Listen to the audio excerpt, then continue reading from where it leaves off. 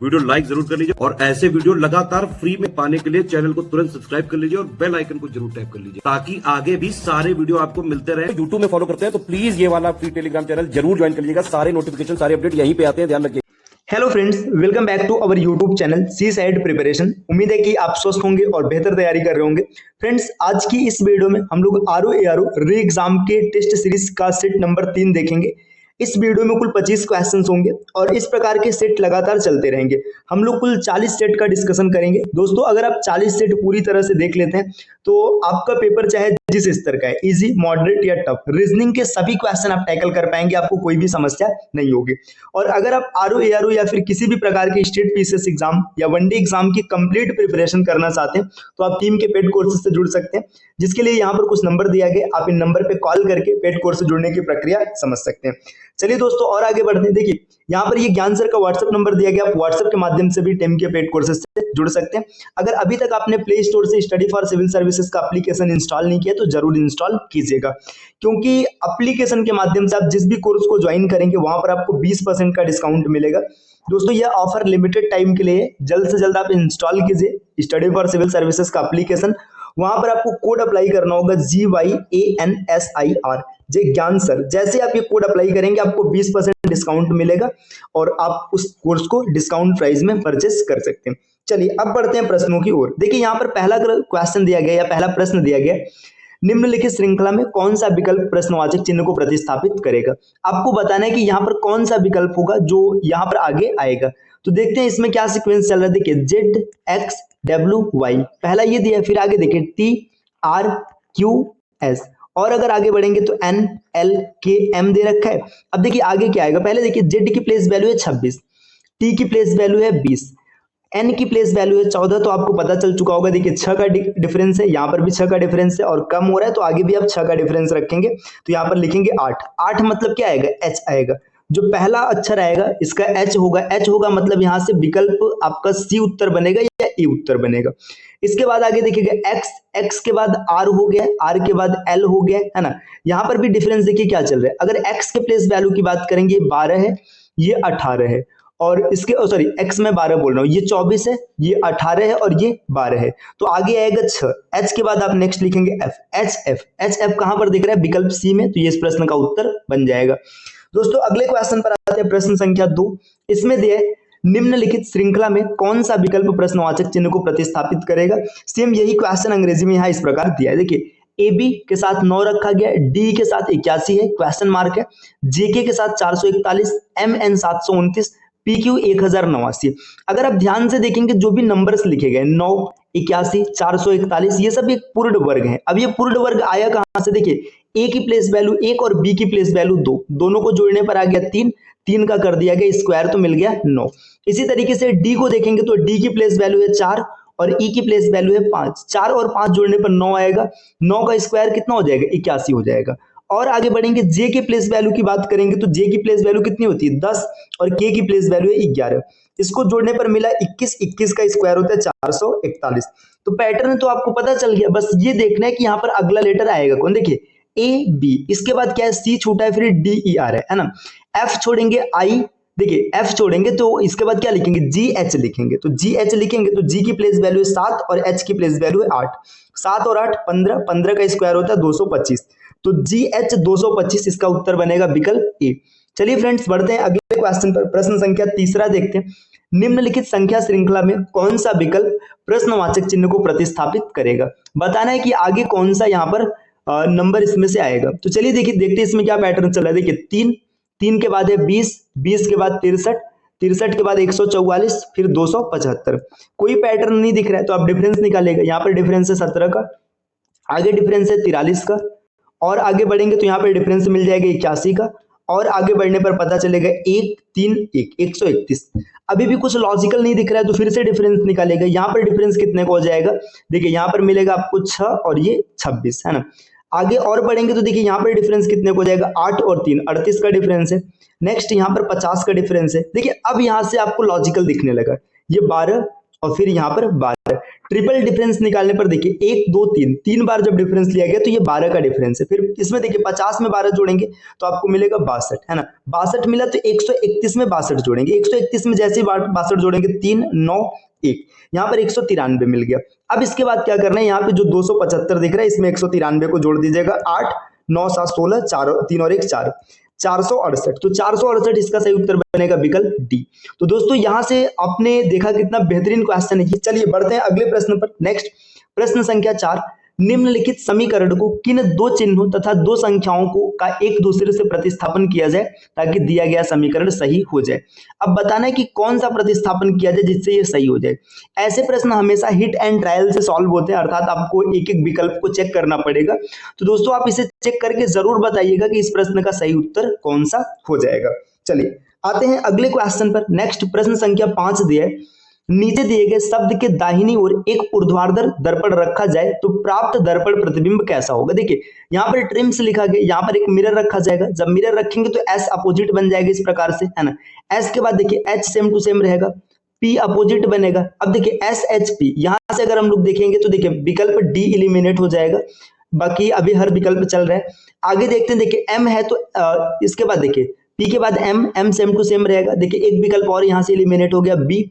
इसके बाद यू की बात करेंगे तो यू में कोई चेंजिंग नहीं आएगी, यू के बाद आई में भी कोई चेंजिंग नहीं आएगा, और आर को आप रिवर्स लिखेंगे, आर को रिवर्स लिखा जाएगा। तो देखिए यहाँ पर आर को सीधा लिखा गया तो ये भी एलिमिनेट हो जाएगा।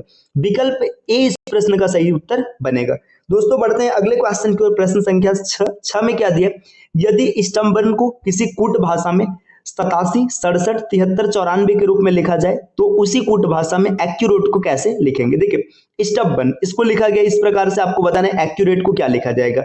एस की प्लेस वैल्यू होती है 19, 19 न लिख करके इसकी रिवर्स प्लेस वैल्यू लिखा गया 8। इसी तरीके से टी की प्लेस वैल्यू होती है 20, 20 न लिख करके रिवर्स प्लेस वैल्यू 7 लिखा गया। यू की प्लेस वैल्यू है 21, 21 न लिख करके रिवर्स प्लेस वैल्यू 6 लिखा गया। बी की प्लेस वैल्यू है 2, रिवर्स प्लेस वैल्यू 25 लिखना चाहिए था, लेकिन दोस्तों 25 नहीं लिखा है। देखिए 7 लिखा है, 7 कैसे लिखा है, इसके डिजिट्स को जोड़ दिया गया। फिर से बी है तो देखिए फिर से 7 लिखा गया, क्योंकि यहाँ पे 2 का रिवर्स 25 जोड़ दिया जाएगा। तो आपको पैटर्न पता चल गया। जितने भी लेटर हैं, लेटर के साथ क्या करना है, लेटर का लिखना है reverse place value. Reverse place value लिखेंगे और रिवर्स प्लेस वैल्यू में अगर डबल डिजिट आएगा तो उन डिजिट्स का क्या करेंगे, सम करेंगे। पैटर्न पता चल चुका है। चलिए देखते कौन सा उत्तर होगा। ए की प्लेस वैल्यू अगर देखेंगे तो 1 होता है, रिवर्स प्लेस वैल्यू 26 हो जाएगा, 6 और 2 8। इसके बाद देखिए सी की बात करेंगे तो रिवर्स प्लेस वैल्यू इसकी हो जाएगी 24, 4 और 2 6, तो यहाँ पर 2 बार 6 आ जाएगा। इसके बाद और अगर आगे बढ़ेंगे, यू की प्लेस वैल्यू देखिए, यू की रिवर्स प्लेस वैल्यू कितनी होती है, 6 होता है, तो यहाँ पे सीधा सीधा हम लिखेंगे 6, है ना। तो यहाँ से विकल्प डी इलिमिनेट हो जाएगा। विकल्प देखिए यहाँ पर बी भी इलिमिनेट हो जाएगा, ए और सी में से कोई उत्तर बनेगा। अब आगे देखिए आर की बात करेंगे तो इसकी रिवर्स प्लेस वैल्यू बनेगी 9, और जैसे ही 9 लिखेंगे तो यहाँ पर विकल्प आपका सी उत्तर बन जाएगा। चलिए दोस्तों बढ़ते हैं अगले क्वेश्चन पर। अगला क्वेश्चन नंबर 7, एक आदमी, यहाँ पे इस लिखा है, इस आदमी की ओर इशारा करते हुए एक औरत कहती है, मतलब एक आदमी की ओर इशारा करते हुए एक औरत क्या रही है, वह आदमी मेरी सास के इकलौते पुत्री का इकलौता पुत्र है। आदमी का औरत से संबंध बताइए। देखिए जब कभी भी इंडिकेटिंग फॉर्म वाले क्वेश्चन मिलेंगे ना, आपको खुद को एज्यूम कर लेना है वहां पर। देखिए एक आदमी को इशारा करते हुए औरत कहती है, औरत क्या कह रही है, देखिए औरत कह रही है कि वह आदमी मेरी सास। देखिए यहाँ पर समझिए ये औरत है ना, ठीक, ये औरत का रुके, सास का डायग्राम बनाना तो इसको थोड़ा सही से बनाते। देखिए रुके, ये क्या हो रहा है, देखिए यहाँ पर इसको सेट करते हैं। देखिए ये औरत है ना, किसी को इंडिकेट करके कह रही है मेरी सास। अब सास कैसे होगी, देखिए इसके पति होंगे, है ना, इसके पति की माँ, मतलब मेरी सास के इकलौते पुत्र। इकलौते पुत्र मतलब समझ रहे, इकलौता है तो यही होगा, इसका पति होगा, है ना। की पुत्री का मतलब देखिए यहाँ पर इसकी पुत्री हो गई, है ना, का इकलौता पुत्र है, ये इकलौता पुत्र हो जाएगा। देखिए ये महिला बोल रही है और इस आदमी के लिए बोल रही है, तो आदमी का औरत से क्या संबंध है, देखिए आदमी क्या है, इसके लिए नाती हो जाएगा, है ना, ग्रैंड सन हो जाएगा। तो विकल्प डी इस प्रश्न का उत्तर बनेगा, ग्रैंड सन। चलिए दोस्तों आते हैं अगले क्वेश्चन पर। नेक्स्ट प्रश्न संख्या 8 नंबर का क्वेश्चन यहाँ पर क्या दिया गया, दिए गए विकल्पों में से अक्षरों का कौन सा समूह श्रृंखला में प्रश्न चिन्ह के स्थान पर आएगा। तो आपको वो ये बताना है कि यहाँ पर कौन सा प्रश्न चिन्ह आएगा। बहुत ही आसान सा क्वेश्चन है। आपको क्या करना है कि जो भी यहाँ पर अक्षर दिया गया है इसकी प्लेस वैल्यू लिखनी है, या अब प्लेस वैल्यू या रिवर्स प्लेस वैल्यू, इसके आधार पर आप आसानी से निकाल लेंगे कि कौन सा विकल्प सही बनेगा। तो इस प्रश्न को भी आप खुद से सॉल्व कीजिएगा और इसका उत्तर क्या होगा कमेंट करके बताइएगा। आते हैं अगले क्वेश्चन पर, प्रश्न संख्या 9 में क्या दिया गया है, निम्नलिखित समीकरण के दो चिन्हों तथा किन दो संख्याओं का एक दूसरे से प्रतिस्थापन किया जाए ताकि समीकरण सही हो जाए। अब आपको बताना है कि किसका इंटरचेंज करने पर सही हो जाएगा, तो चलिए हम लोग चेक कर लेते हैं। देखिए गुणा और माइनस 2 और 4, तो सबसे पहले देखिए आप लिखेंगे 8, अगर गुणा को आप चेंज करेंगे तो यहाँ पर लिख लेंगे माइनस, है ना, और 2 को भी चेंज करना है तो 2 को चेंज करके यहाँ पर लिखेंगे 4, ठीक। फिर इसके बाद प्लस है तो प्लस लिख लेंगे, 5 लिखेंगे, बराबर 72 अपनी जगह लिखेंगे, है ना। यहाँ पर देखिए जो भाग का साइन दिख रहा है तो भाग के साइन के स्थान पर आप क्या लिखेंगे, भाग के साइन के स्थान पर भाग ही लिखेंगे, है ना, भाग, और आगे क्या लिखा जाएगा, 4 के स्थान पर आप लिखेंगे 2। इसको हल करते हैं, 2 + 5 बराबर 36, बराबर नहीं मतलब पहला विकल्प उत्तर में नहीं आएगा। देखिए भाग और गुणा, अब ये कहा जा रहा है और 4 और 2 को रिप्लेस करना है, तो जहां पर भाग है वहां पर गुणा लिखेंगे और जहां पर गुणा है वहां पर भाग लिखेंगे, और यही जो चेंजिंग है संख्या में भी होगा, तो लिखेंगे 8, है ना, भाग, क्योंकि गुणा के स्थान पर भाग लिखना है और 2 के स्थान पर लिखना है 4, है ना, 4 और प्लस में 5, और बराबर में क्या लिखेंगे, देखिए 72 के स्थान पर लिखेंगे, देखिए भाग है तो भाग के स्थान पर गुणा करेंगे और लिखेंगे 2, तो 72 दूना 144, ये भी बराबर नहीं होगा। इसी तरीके से विकल्प सी को चेक करेंगे, प्लस और मल्टीप्लीकेशन, इसको चेंज करना है तो देखिए आप लिखेंगे 8, जहां पर गुणा है वहां पर लिखेंगे प्लस, है ना। इसके आगे देखिए यहाँ पर 5 को चेंज करना है तो यहाँ पर लिख लेंगे 5, और जहां पर प्लस है, प्लस के स्थान पर आपको क्या लिखना है, देखिए गुणा लिखना है तो आप लिखेंगे गुणा और 5 के स्थान पर लिखेंगे 2, और बराबर में कितना हो जाएगा, बराबर में हो जाएगा 72/4। तो देखिए 5 दूना 10 और 8 18, और 18 यहाँ पर देखिए ये भी मिल जाएगा 18, तो 18 बराबर 18, विकल्प सी इसका उत्तर हो जाएगा। प्रश्न संख्या 10, आपको एक प्रश्न और कुछ कथन दिए गए हैं, बताइए कि कौन सा कथन प्रश्न का उत्तर देने के लिए पर्याप्त है। देखिए यहाँ पर एक प्रश्न है, अर्चना सिमरन से कैसे संबंधित है, और कथन क्या क्या दिया है, जितेंद्र अर्चना का पिता है, दूसरा कथन है भूमि सिमरन की मां है, और तीसरा कथन है सिमरन जितेंद्र और जतिन की बहन है। अब आपको बताना है कि अर्चना का सिमरन से क्या रिलेशन है। चलिए फैमिली ट्री बनाते हैं। जितेंद्र जो है अर्चना का पिता है, तो जितेंद्र क्या है, पिता है, किसका पिता है, अर्चना का, इतना बन गया। देखिए अर्चना का जेंडर हमें नहीं पता तो अभी आगे नहीं बढ़ाते। नेक्स्ट दिया है कि भूमि सिमरन की मां है, जो भूमि है ये सिमरन की मां है। अब सिमरन नहीं पता है कौन है, देखिए सिमरन जितेंद्र और जतिन की बहन है। देखिए यहाँ पे जो सिमरन है ना, ये बहन है किसकी, जितेंद्र की, और साथ ही साथ किसकी बहन है, जतिन की भी बहन है ना। यहाँ पर जतिन को लिख लेते हैं। अब आपको बताना है अर्चना और सिमरन का रिलेशन, तो आप इन्हीं दो से बता लेंगे, जरूरी नहीं कि आपको ये मतलब जितेंद्र, देखिए ये जो भूमि सिमरन की मां, इसको लिखने की कोई आवश्यकता नहीं है। तो पहला और तीसरा ये 2 कथन पर्याप्त है जिससे आप प्रश्न का उत्तर दे पाएंगे, तो विकल्प 20 का उत्तर बनेगा। दोस्तों आते हैं अगले प्रश्न पर, प्रश्न संख्या 11, उस चित्र का चयन करें जो तीसरे चित्र से ठीक उसी प्रकार संबंधित है जिस प्रकार से दूसरा चित्र पहले से संबंधित है। देखिए पहला चित्र ये रहा और दूसरे का संबंध कुछ इस प्रकार है। देखिए किस प्रकार है, सबसे पहले क्या किया गया कि ये फ्लैग जो था ना, इसको इधर रिवर्स कर दिया गया, ठीक। अब यहाँ पे देखिए इसको जब ये ऐसे दिया गया तो आप क्या करेंगे, इसको सीधा कर देंगे, बस ये इधर आ जाएगा और इसके बाद ये जो है ये भी इधर आ जाएगा। तो इस तरीके से अगर आप देखेंगे तो विकल्प सी इसका उत्तर बन जाएगा। दोस्तों आते हैं अगले प्रश्न पर, प्रश्न संख्या 12, समरूप गुणों के आधार पर इन आकृतियों को 3 वर्गों में समूहित करें। आपको बताना है कि समरूप गुणों के आधार पर 3 वर्ग क्या मिलेगा। देखिए अब सबसे पहले वर्ग ढूंढने का प्रयास करते हैं। देखिए आप आकृति संख्या 3 को देखिएगा, आकृति संख्या 4 को देखिएगा और आकृति संख्या 8 को देखिएगा। तीनों में समानता नहीं दिख रहे हैं। समानता क्या दिख रहा है कि इसके जो कॉर्नर से सर्कल बने, सर्कल के बाद यहाँ पर ऐसे नुकीला भाग निकला हुआ है। तो 3, 4 और 8 इनमें समानता। देखिए 3, 4 और 8 सिर्फ विकल्प डी में दिख रहा है, तो यही उत्तर बनेगा। अगले क्वेश्चन पर आते हैं, प्रश्न संख्या 13, 1, 2, 3 और 4 के रूप में चयनित 4 चित्र नीचे दिए गए। अब यहाँ पर देखिए 4 चित्रों में से 3 एक निश्चित तरीके से समान है जबकि एक अलग है। आपको बताना है कौन सा अलग होगा। देखिए अगर इन चित्रों को ध्यान से आप देखेंगे तो यहाँ पर जो ये वर्ग है इसका 50% एरिया शेडेड है, वृत्त में भी 50% एरिया शेडेड है और हेक्सागन में भी यही है। लेकिन ट्रायंगल की आप बात करेंगे ना तो ये 50% से ज्यादा हो जाएगा, तो इस वजह से ये सबसे अलग होगा। दूसरी आकृति इस प्रश्न का उत्तर बन जाएगी। नेक्स्ट आते हैं अगले क्वेश्चन पर। यहाँ पर क्या दिया है, दिए गए वेन आरेख में कितने लोग ऐसे हैं जो भौतिक और रसायन दोनों पढ़ते हैं। मतलब आपको बताना है कितने लोग ऐसे जो फिजिक्स और केमिस्ट्री दोनों पढ़ते हैं। तो देखिए खाली फिजिक्स पढ़ने वाले को बाहर कर देंगे और खाली केमिस्ट्री पढ़ने वाले को भी बाहर कर देंगे। आपको वही बताना है जो दोनों पढ़ते हैं। तो दोनों पढ़ने वाले दायरे में कौन कौन है, देखिए ये ट्रायंगल फिजिक्स को इंडिकेट कर रहा है और सर्कल केमिस्ट्री को इंडिकेट कर रहा है। तो यहाँ पे ये वाला दायरा देखिएगा 25 और 27, तो 25 और 27 मतलब 52, इसका उत्तर बनेगा विकल्प ए। आते हैं अगले क्वेश्चन पर, प्रश्न संख्या 15 में क्या दिया है, एक पासे की 3 अलग अलग स्थितियां नीचे दी गई है, दिए गए चित्र में पिंक के विपरीत कौन है, आपको ये बताना है। तो देखिए जब कभी भी डाइस का क्वेश्चन मिलता है तो हमेशा उस फेस को सेलेक्ट करना होता है जिनमें से जिन दो डाइस में वन फेस कॉमन है। देखिए यहाँ पर pink white black, pink red white, pink yellow और रेड। अब आपको क्या करना है, उसी को सेलेक्ट करना है। देखिए इसमें पूछा ना कि पिंक के विपरीत कौन होगा, तो पिंक व्हाइट यहाँ पर है ना, पिंक व्हाइट यहाँ पर है, तो यहां से आपको पता चल जाएगा कि रेड के अपोजिट ब्लू हो जाएगा, है ना। इसके बाद और आगे बढ़ेंगे तो देखिए रेड और रेड यहाँ पर दोनों कॉमन है, पिंक और पिंक कॉमन है, तो व्हाइट के अपोजिट येलो हो जाएगा और एक बचा है पिंक, तो पिंक के अपोजिट जो एक बचा हुआ है वही दिख जाएगा। तो यहाँ पर कौन बचा है, व्हाइट येलो हो चुका है, व्हाइट और येलो निकल आया है। यहाँ पे देखिए रेड और ब्लू भी निकल आया है। तो एक इसमें बच कौन रहा, देखिए रेड नहीं हो सकता, येलो नहीं हो सकता, ब्लू नहीं हो सकता, तो ग्रीन हो जाएगा विकल्प डी। दोस्तों बढ़ते हैं अगले क्वेश्चन पर, प्रश्न संख्या 16।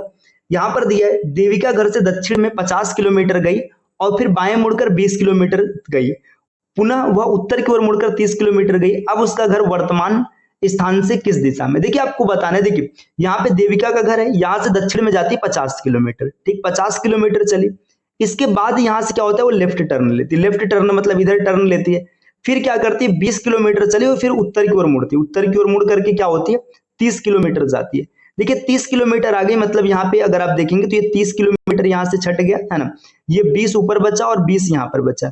अभी ये वर्तमान में यहाँ पर है, आपसे पूछा जा रहा है यहाँ से उसका घर किस दिशा में होगा, तो घर ये डायरेक्शन में है ना, इस डायरेक्शन का मतलब नॉर्थ साउथ ईस्ट वेस्ट, तो आप क्या बोलेंगे नॉर्थ वेस्ट, मतलब विकल्प ए इसका उत्तर हो जाएगा, उत्तर पश्चिम। अगले क्वेश्चन पर आते हैं, प्रश्न संख्या 17।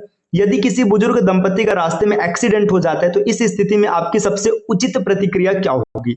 देखिए आप रास्ते में जा रहे हैं, आप देखते हैं कि एक बुजुर्ग दंपति का एक्सीडेंट हो गया, तो आपकी प्रतिक्रिया क्या होगी, आप उस दंपति को उन्हीं की दशा पर छोड़ देंगे, ये तो गलत है, आप तुरंत एम्बुलेंस बुलाएंगे, ये हो सकता है, अभी और आगे देखते हैं, आप उन्हें बिना देरी किए चिकित्सालय पहुंचाएंगे, आप प्रतीक्षा करेंगे कि कोई उनकी सहायता करने आ रहा है या नहीं, तो ये दोनों तो गलत है। देखिए एम्बुलेंस बुलाना और तुरंत हॉस्पिटल पहुंचाना, तो इन दोनों में आपकी सबसे पहली प्रतिक्रिया होगी कि आप उन्हें तुरंत चिकित्सालय पहुंचाएंगे, जो पास का चिकित्सालय होगा, विकल्प सी इसका उत्तर बनेगा। दोस्तों आते हैं अगले क्वेश्चन पर, प्रश्न संख्या 18 में यहाँ पर क्या दिया है, नीचे दिए गए प्रश्नों में एक कथन और उससे संबंधित दो धारणाएं दी गई है, आपको यह तय करना है कि कौन कौन सी धारणाएं इस कथन में निहित है। कंप्यूटर शिक्षा विद्यालय स्तर से शुरू हो जानी चाहिए, कथन ये है। आगे दिया है कंप्यूटर सीखना बहुत आसान काम है, कंप्यूटर शिक्षा से आसानी से नौकरी मिल जाएगी। देखिए विद्यालय से प्रारंभ हो जाना चाहिए, बात सही। अब कंप्यूटर सीखना आसान काम है, ये इसमें निहित नहीं है, और साथ ही साथ कंप्यूटर शिक्षा से आसानी से नौकरी मिल जाएगी, यहाँ पर ऐसा भी कोई तर्क नहीं दिया जा रहा है, तो दोनों धारणा यहाँ पर निहित नहीं है, विकल्प डी इस प्रश्न का उत्तर होगा। दोस्तों आते हैं अगले क्वेश्चन पर, प्रश्न संख्या 19 में दिया है नीचे दिए गए एक कथन और उससे संबंधित दो धारणाएं दी गई है, आपको यह तय करना है कि कौन कौन सी धारणा इस कथन में निहित है। विटामिन ई की गोली संचरण प्रक्रिया को सुधारती है और आपके रंग रूप को सुधारने का कार्य करती है, लोग दमकता हुआ रंग रूप पसंद करते हैं। देखिए यहाँ पे विटामिन ए की बात की, ई की बात की गई और यहाँ पे रंग रूप के बारे में कहा जा रहा है, तो ये तो नहीं हो सकता। संचरण की अनुपस्थिति में रंग रूप नीरस हो जाता है। देखिए यहाँ पे बताया जा रहा है कि संचरण प्रक्रिया सुधारती है और साथ ही साथ रंग रूप को सुधारने का कार्य करती है, अर्थात संचरण की अनुपस्थिति होगी तो रंग रूप नीरस हो जाएगा, तो यहाँ पर सिर्फ दो निहित है, विकल्प बी। दोस्तों आते हैं अगले क्वेश्चन पर, प्रश्न संख्या 20।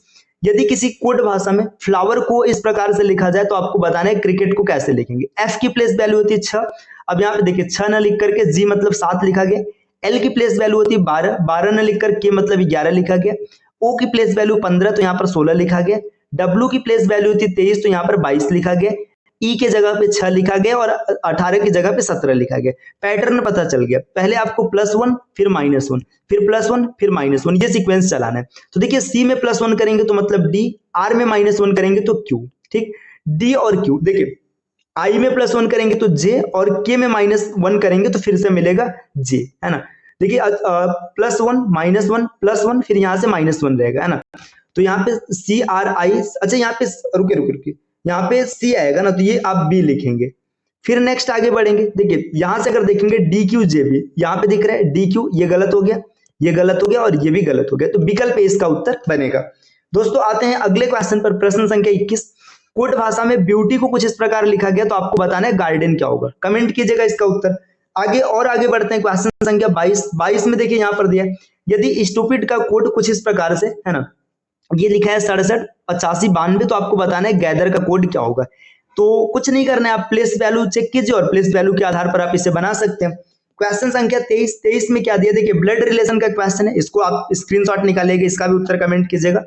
ये देखिए 24 यहाँ पर, इसका भी उत्तर आप देना है आपको, और इसके बाद 25 नंबर का भी आंसर आपको बताना है।